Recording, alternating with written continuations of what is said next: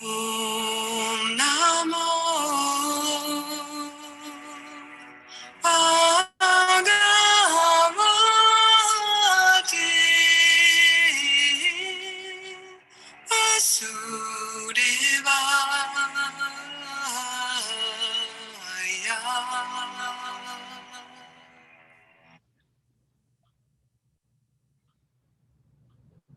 All right. Chapter 6, text 32. Atma upamyena sarvatra samam pasyati yo Rajuna sakam va yadi va dukam sa yogi paramo mata. He is a perfect yogi who, by comparison to his own self, sees the true equality of all beings, both in their happiness and distress, O Arjuna. One who is Krishna conscious is a perfect yogi. He is aware of everyone's happiness and distress by dint of his own personal experience. The cause of the distress of a living entity is forgetfulness of his relationship with God. And the cause of happiness is knowing Krishna to be the supreme enjoyer of all the activities of the human being. Krishna is the proprietor of all the lands and planets. The perfect yogi is the sincerest friend of all the entities. He knows that the living entity who is conditioned by the modes of material nature is subjected to the threefold material miseries due to forgetfulness of his relationship with Krishna. Because one in Krishna consciousness is happy, he tries to distribute the knowledge of Krishna everywhere. Since the perfect yogi tries to broadcast the importance of becoming Krishna conscious, he is the best philanthropist in the world, and he is the dearest servitor of the Lord. Na tasmet kasid mi priyaktrit tama. In other words, a devotee of the Lord is always looking to the welfare of all living entities, and in this way, he is factually the friend of everyone. He is the best yogi because he does not desire perfection in yoga for his personal benefit, but he tries for others also. He does not envy his fellow living entities. Here is a contrast between a pure devotee of the Lord and a yogi interested only in his personal elevation. The yogi who has withdrawn to a secluded place in order to meditate perfectly may not be as perfect as a devotee who is trying his best to turn every man toward Krishna consciousness. Shloka 33. Arjuna uvaka yo yam yogas tavaya prokta samyena madhusadana etasayam na pasyami kankalavat stitam stiram. Arjuna said, "Oh, Madhusadanana, the system of yoga which you have summarized appears impractical and unendurable to me, for the mind is restless and unsteady." The system of mysticism described by Lord Krishna to Arjuna, beginning with the words Sukho Dese and ending with Yogi Parama, is here being rejected by Arjuna out of a feeling of inability. It is not possible for an ordinary man to leave home and go to a secluded place in the mountains or jungles to practice yoga in this age of Kali. The present age is characterized by a bitter struggle for a life of short duration. People are not serious about self-realization even by simple practical means, and what to speak of this difficult yoga system, which regulates the mode of living, the matter of sitting, selection of pace, and detachment of the mind from material engagements. As a practical man, Arjuna thought it was impossible to follow the system of yoga, even though he was favorably endowed in many ways. He belonged to the royal family, and he was highly elevated in terms of numerous qualities. He was a great warrior. He had great longevity, and above all, he was the most intimate friend of Lord Krishna, the Supreme Personality of Godhead. 5,000 years ago, Arjuna had much better faculties than we do now. Yet he refused to accept this system of yoga. In fact, we do not find any record in history of his practicing at any time. Therefore, this system must be considered generally impossible in this age of Kali. Of course, it may be possible for some very few rare men, but for the people in general, it is impossible. It is an impossible proposal. If this were so 5,000 years ago, then what of the present day? Those who are imitating this yoga system in different so called schools and societies, although complacent, are certainly wasting their time. They are completely in ignorance of the desired goal. Text 34. Kankalam hai mana Krishna, pramathi balavad dridam, tasayaham nigorham manye, vayar iva stu duskaram. For the mind is restless, turbulent, obstinate, and very strong, O Krishna, and to subdue it is, it seems to me, more difficult than controlling the wind. The mind is so strong and obstinate that it sometimes overcomes the intelligence, although mind is supposed to be subservient to the intelligence. For a man in the practical world who has to fight so many opposing elements, it is certainly very difficult to control the mind. Artificially, one may establish a mental equilibrium toward both friend and enemy, but ultimately no worldly man can do so, for this is more difficult than controlling the raging wind. In the Vedic literatures, it is said, Atmanam Rathinam Vida Saryam Ratha Evacha Buddha to Sarathim Vidi Mana Pagraham Evacha Idriniyani Hayana Her Visayams Tesu Gokaran Atmandriya Manu Yukto Bokcheti Ayar Manesa. The individual is the passenger in the car of the material body, and intelligence is the driver. Mind is the driving instrument, and the senses are the horses. The self is thus the enjoyer or sufferer in the association of the mind and senses. So it is understood by great thinkers. Intelligence is supposed to direct the mind, but the mind is so strong and obstinate that it often overcomes even one's own intelligence. Such a strong mind is supposed to be controlled by the practice of yoga, but such practice is never practical for a worldly person like Arjuna. And what can we say of the modern man? The simile used here is appropriate. One cannot capture the blowing wind. It is even more difficult to capture the turbulent mind. The easiest way to control the mind, as suggested by Lord Chaitanya, is chanting Hare Krishna, the great mantra for deliverance, in all humility. The method practice is Sava Mana Krishna Pada Renendayo. One must engage one's mind fully in Krishna. Only then will there remain no other engagements to agitate the mind. Shloka 35. Sri Bhagavagan Uvaka Asam Sayam Maha Baho Manu Durnigraham Kalam Abhi Asena tu Kunteya Vyagajina Cha Garate. The blessed Lord said, O mighty armed son of Kunti, it is undoubtedly very difficult to curb the restless mind, but it is possible by constant practice and by detachment. The difficulty of controlling the obstinate mind, as expressed by Arjuna, is accepted by the personality of Godhead. But at the same time, he suggests that by practice and detachment, it is possible. What is that practice?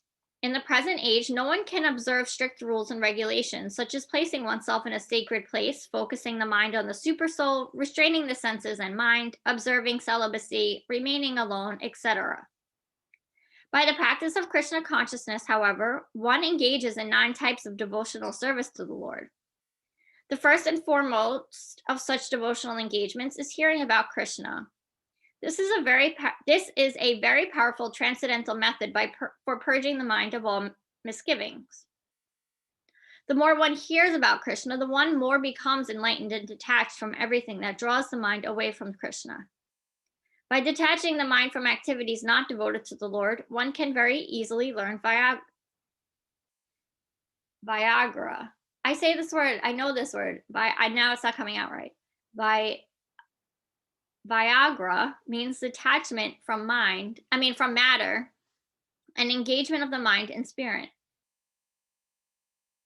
Viag I need to hear Amanda say it. Now I'm getting confused. Viagra. Impersonal spirit detachment is more difficult than attaching the mind to the activities of Krishna. This is practical because by hearing about Krishna, one becomes automatically attached to the Supreme Spirit. This attachment is called parisanubhuti, spiritual satisfaction. It is just like the feeling of satisfaction a hungry man has for every morsel of food he eats.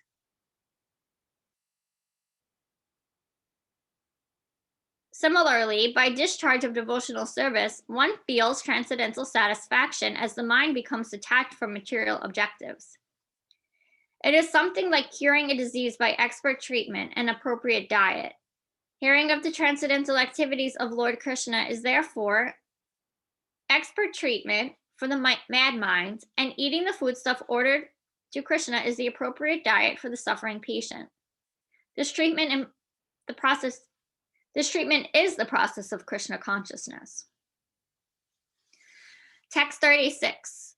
Asamyat atatmana yoga dus prapa iti mi mati vasyeya atma tu yatata sakyo vaptam upayata. For one whose mind is unbridled, self-realization is difficult work. But he whose mind is controlled and who strives by right means is assured of success. That is my opinion.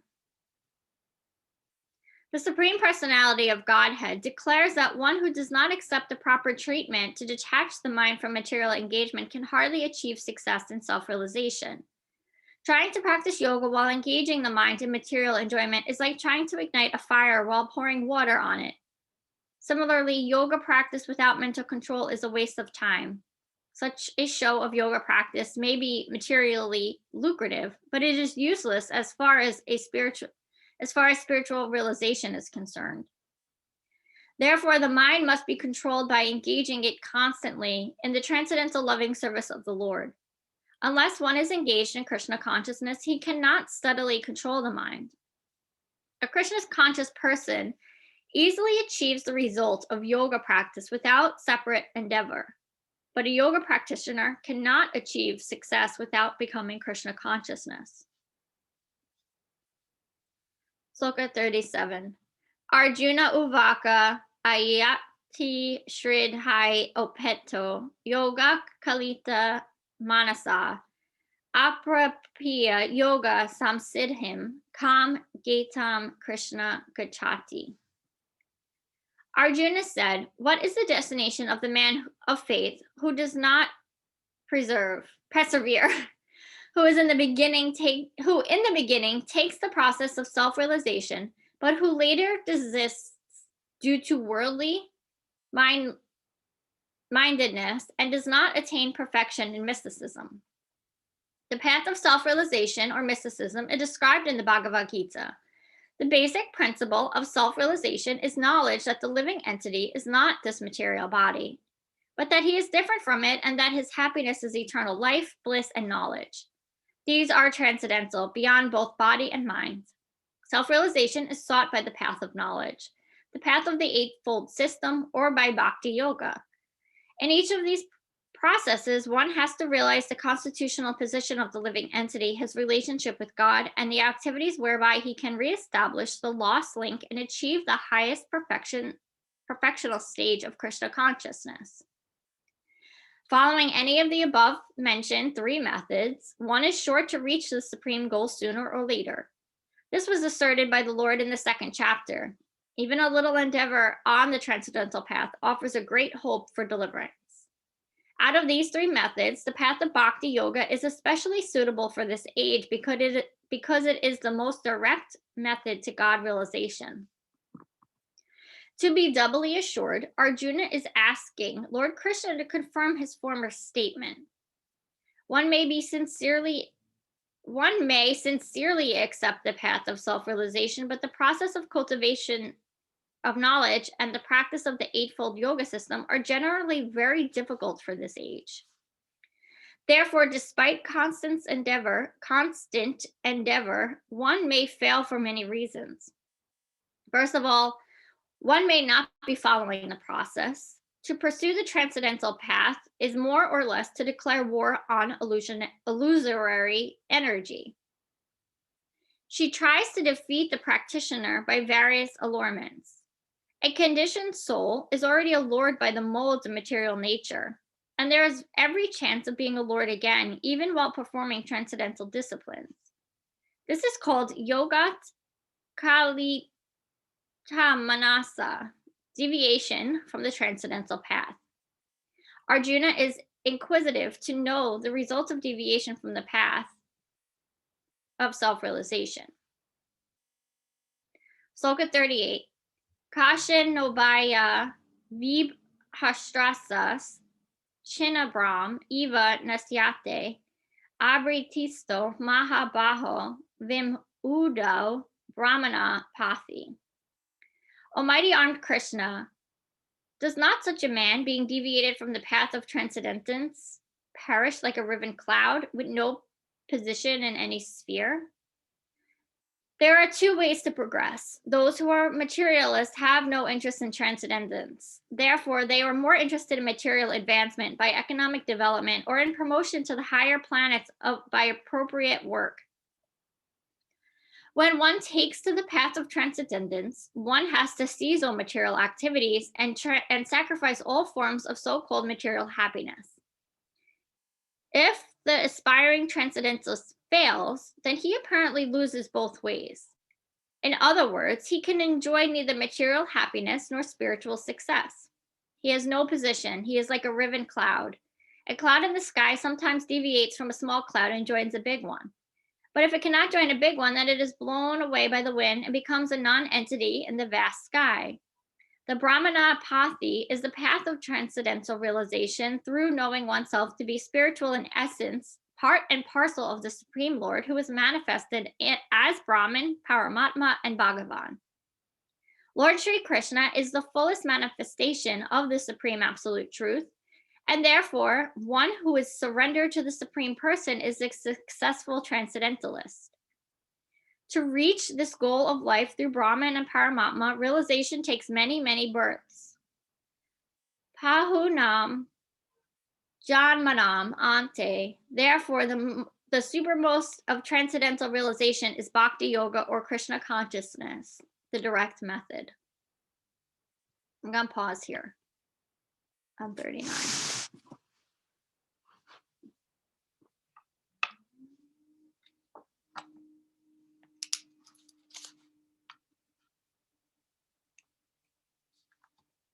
Thoughts, questions?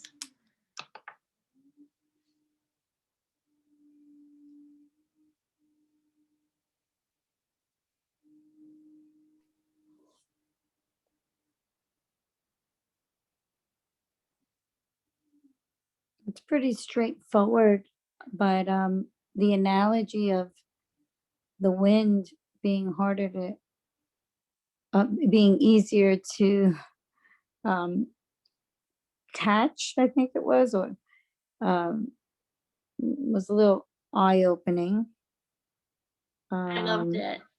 Yeah, and yeah, Sue, you're on mute. You mean the wind being the wild mind being harder to control and conquer than the wind? Yes. Yeah, I agree. Very poetic. Nice translation. There was the last piece, though. I don't know how I feel about it. That you're either all in. You could be all in or all out, and there's no in the middle. It sounded like why can't you just be, on your way there? And if you make it in this lifetime, fine. If you don't, you'll be better on the next one. Yeah. It didn't give room for someone who's striving. It just said, right? It said you're either all in or all out. Well, this to me isn't any different than any other religious text. It says, if you want to get there, this is what you have to do. If you're living a good life, but you don't have, in this case, constant Krishna consciousness on your mind, you're still going to be living a good life, but honey, you ain't saved, and I think all of the texts do that, it's my way or the highway. And I don't think it's dismissive of it. I think it's more like, well, you just haven't seen the light yet. I agree with Sue, and I hear what you're saying, Alexander, because the whole time I was reading it, and this has been since I'm young, I get so defensive. I don't like people pitching God to me. It annoys me. I immediately shut down. I get angry inside. And this is something I've dealt with my whole life. I don't know why. And I saw a quote yesterday. I forget who posted it, but I want to go back and find it, which will take me hours, and I'll waste my day finding this. But anyway, it said something like, don't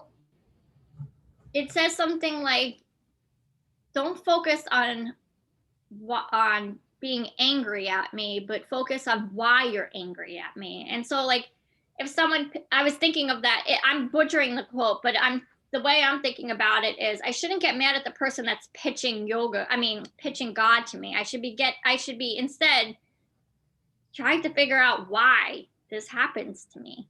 Mm-hmm. But then I do it all the time to people. Like, I pitch books to people all day long. And like, that's my version of God. And I constantly just keep reminding myself that this is a conversation between Arjuna and Krishna. Mm-hmm. And like, they're like Arjuna's, like, it's supposed to represent all, like, us as individuals, like, in this battlefield of life. And just like our problems. And I keep going back to the realization of like, Krishna isn't that Jesus person on the cross. It's universal energy, like Amanda tells me. It's not like, I keep personalizing Krishna, but it's not a person. No one can blame you for personalizing Krishna, because in all of the religions personalize that universal energy, every single one. And some of them have some really beautiful models, personalizations, and they all do it. So why would you not think along that? You even see, you even see it, like, if you go into the Rev Studio, you see graphics of, I don't have any right here, but like here, I don't know what this is supposed to represent, but even like, you see these type of pictures all over the studio that are like depictions of what Krishna is. So even they personalize it. But I think a big part of this is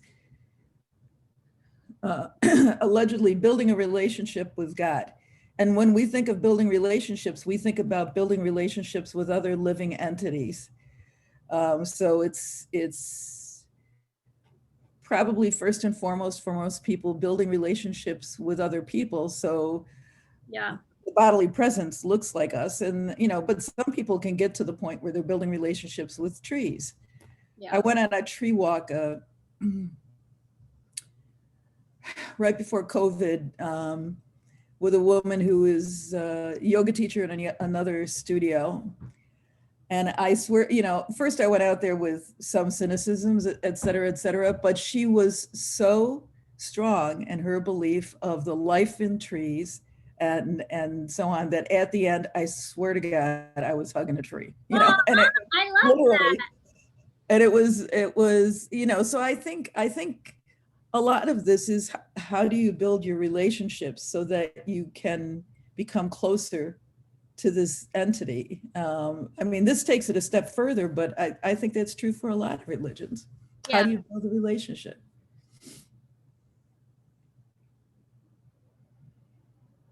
It's so funny. I started thinking a little bit about relationships because yesterday I was talking to one of my sons has disabilities. And so there was a mother who has an adult child with disabilities, and this person is just struggling incredibly, and also has, we all have these almost like interface points where we meet the rest of the world.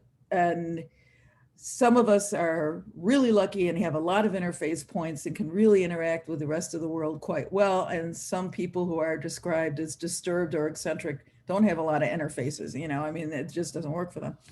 And this person, this mother's child,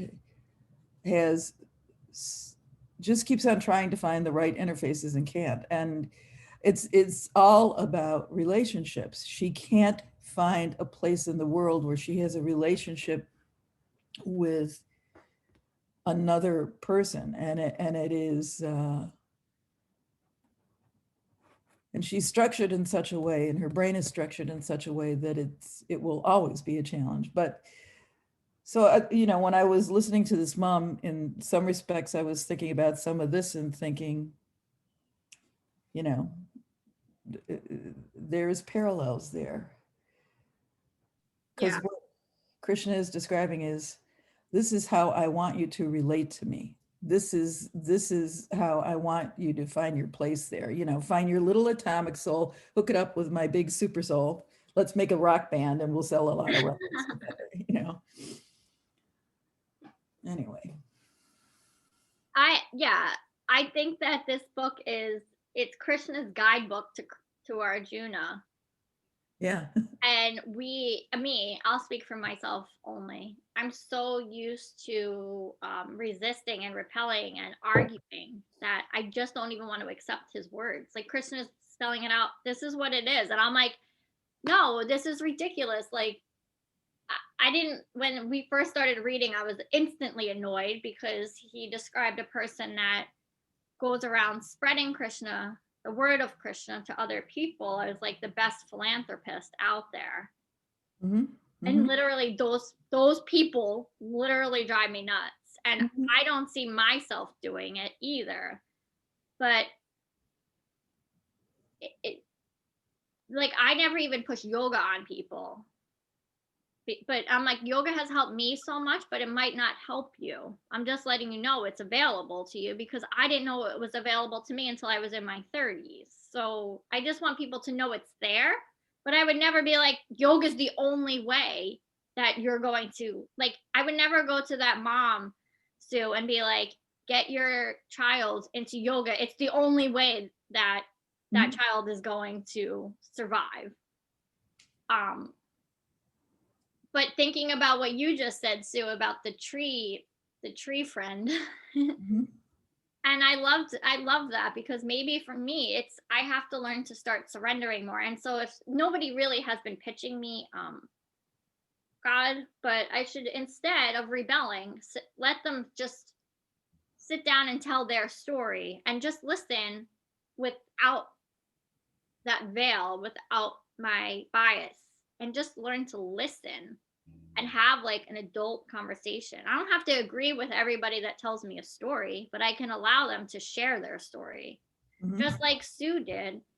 And then by the end, I can choose to either hug the tree or not hug the tree, mm-hmm. like, maybe my point being is, like, maybe once we start opening ourselves up to these more conversations, we do find things we can start hugging more, whether it's a tree or something else, start embracing more. Well, in light of that, so at the close to the very end of this walk, there we were at a certain point in this park, and this is in Babylon, and I don't remember the name of the park, but it was really nice.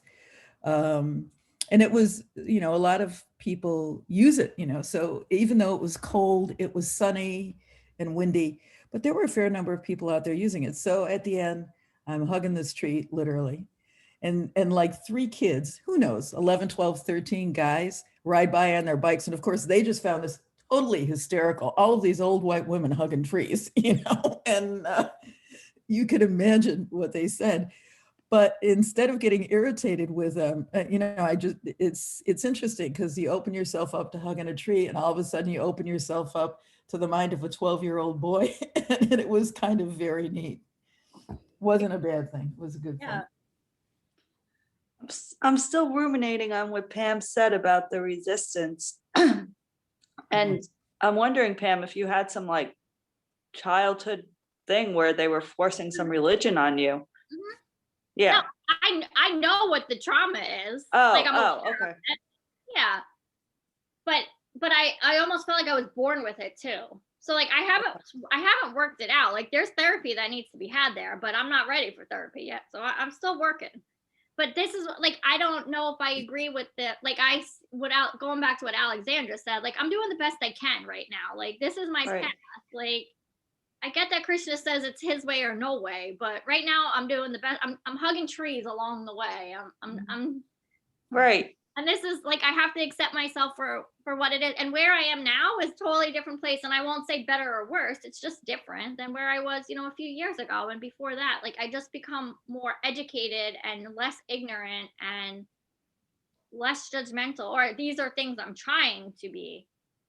I'm not perfect, but this practice is a practice, not perfect. So Right. Yeah. And that perfect thing trips me up a lot too. And I try to think of the term I use for myself a lot because I'm very like by the book. And if I'm not doing it by the book, I'm like, why am I doing this at all?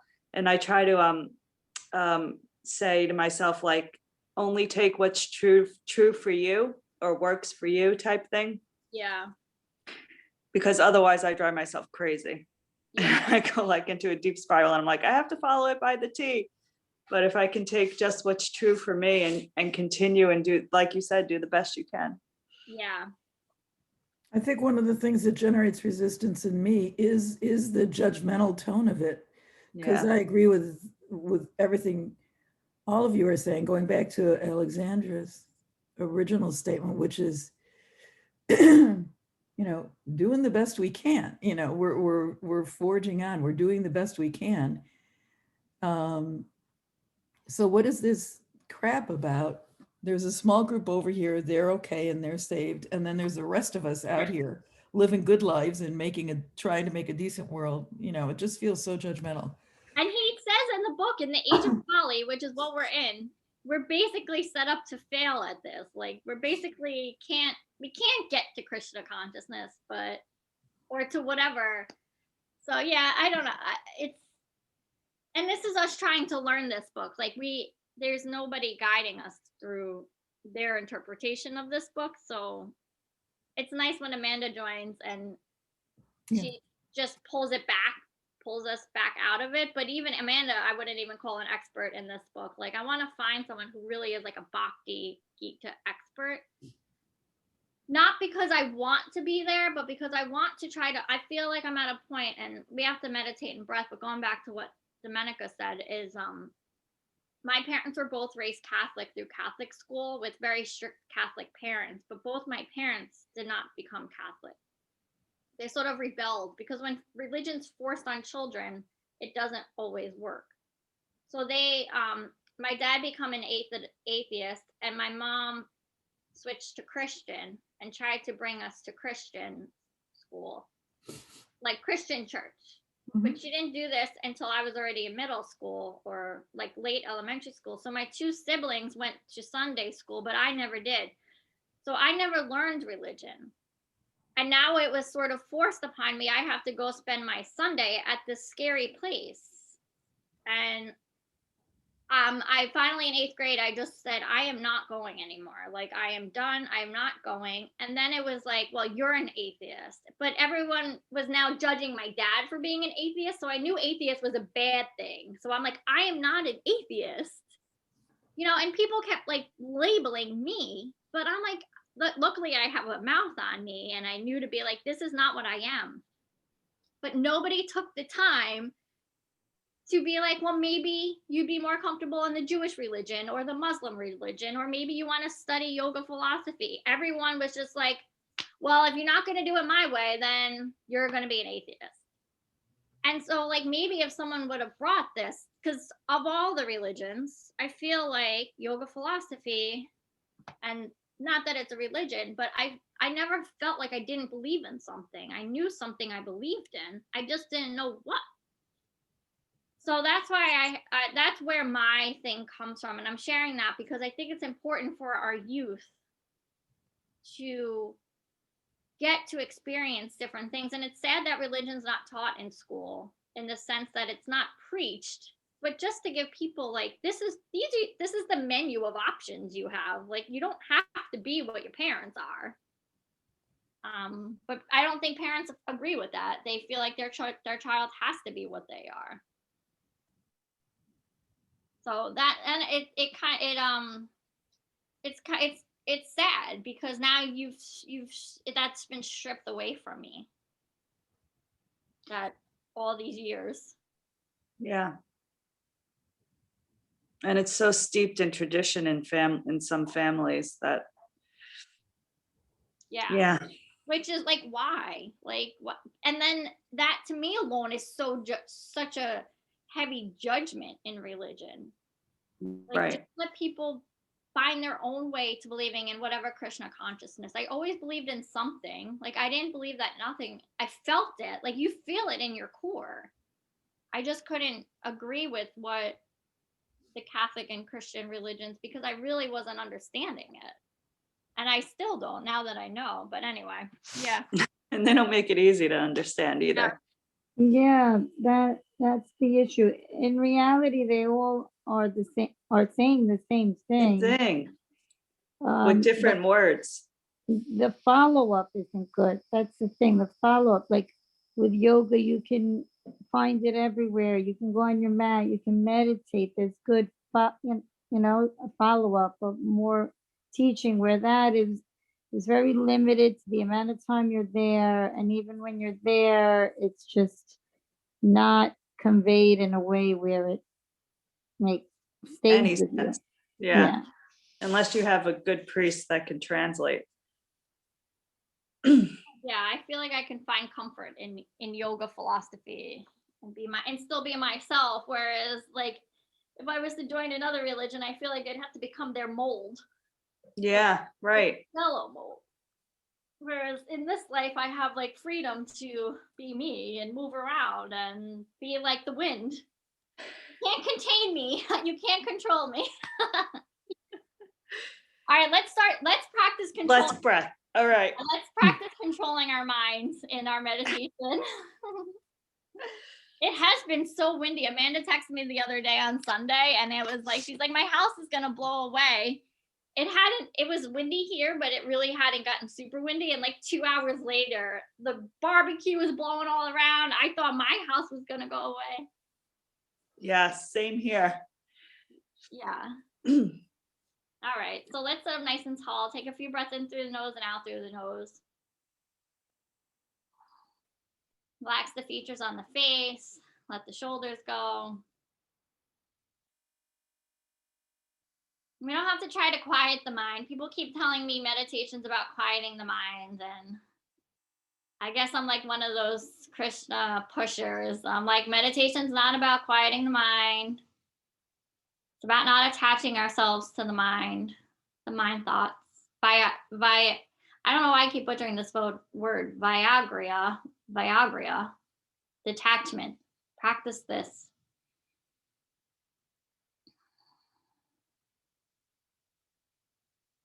Then bring your right hand over to your face. Close the right nostril with the thumb. Inhale through the left. Close left. Exhale right. Inhale right. Close right. Exhale left.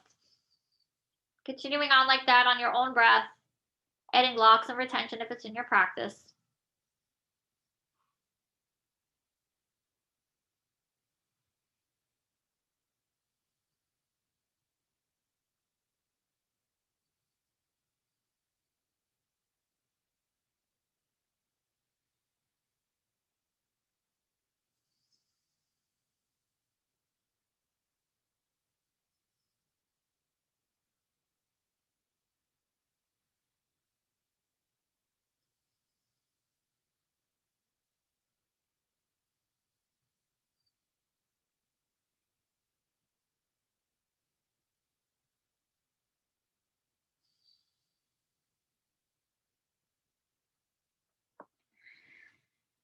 You'll continue on for as many rounds as you need, exhaling out the left side when you're done. I'm going to set the timer and you'll join us when you're ready, or you'll set your own timer if you need to.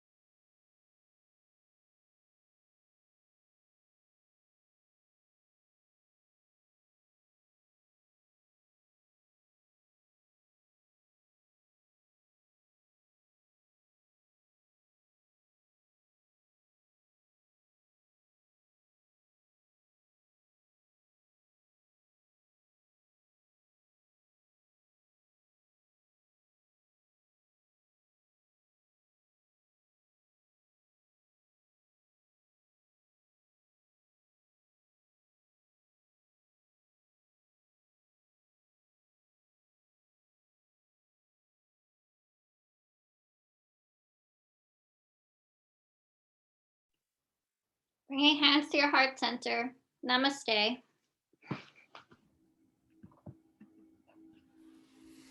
Namaste.